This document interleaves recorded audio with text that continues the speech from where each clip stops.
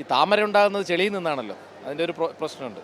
അപ്പോൾ ചെളി മനസ്സുകളുള്ള മനുഷ്യർ ഇപ്പോൾ ധാരാളം ഉണ്ട്. അതിൻ്റെ ഒരു അടയാളപ്പെടുത്തലായിട്ടാണ് ഈ പ്രസ്താവനയെ കാണുന്നത് ഇപ്പോഴും. അത് ഇപ്പോഴും എന്ത് ചെയ്ത വെളിച്ചം വന്നിട്ടില്ലാത്ത മനസ്സും കൊണ്ട് നടക്കുന്ന ഈ വെറും ശരീരങ്ങളാണ് അവർ മനസ്സ് അല്ല. ഇത്തരം ആളുകൾക്ക് കൂടുതൽ മേൽക്കൈ ഉണ്ടാകുമ്പോഴാണ് എന്ത് പറയുന്നത് അഫ്ഗാനിസ്ഥാനികൾ ഉണ്ടാകുന്നത്. അപ്പം നമ്മളെല്ലാവരും കരുതലോടെ ഇരിക്കുക. ജാതിയും മതവും ഒന്നുമല്ല നമ്മൾ യഥാർത്ഥത്തിൽ മനുഷ്യനെ ഹൃദയം കൊണ്ടാണ് അടയാളപ്പെടുത്തേണ്ടത്.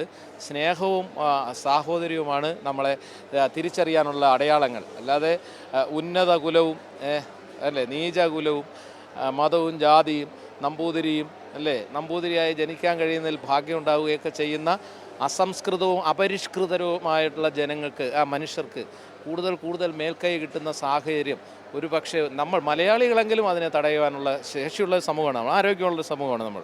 സാംസ്കാരിക ആരോഗ്യം ശ്രീനാരായണ ഗുരുദേവൻ നമുക്ക് നന്നായി തന്നിട്ടുണ്ട്. നല്ല ആരോഗ്യമുള്ളവരാണ് നമ്മൾ ആ കാര്യത്തിൽ. അതുകൊണ്ട് നമ്മൾ ആ കരുതലോടെ ഇരിക്കണമെന്നുള്ളതാണ് ഈ പ്രസ്ഥാനങ്ങളൊക്കെ നമ്മളെ മുന്നിൽ കാണിക്കുന്ന ഏറ്റവും പ്രധാനപ്പെട്ട ഒരു മുന്നറിയിപ്പ് അതാണ്. അതുകൊണ്ട് ശ്രദ്ധയോടെ ഇരിക്കുക എന്നുള്ളത് മാത്രമേ ഇതിന് വഴിയുള്ളൂ.